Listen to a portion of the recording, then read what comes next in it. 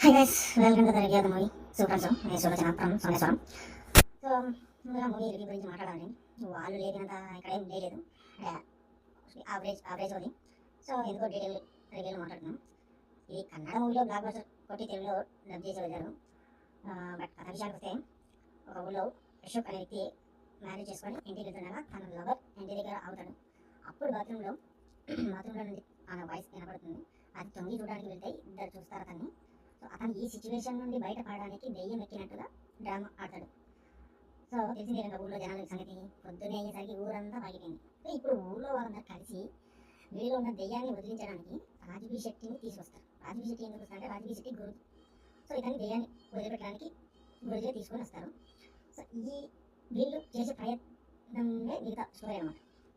ఈ ప్రయత్నంలో జరిగే కన్వర్జేషన్ సీన్స్ కొన్ని చోట్ల ఇలా కామెడీ అయితే పండింది. But most of the other సీన్స్లో కామెడీ అస్సలు అయితే ఏం పండలేదు.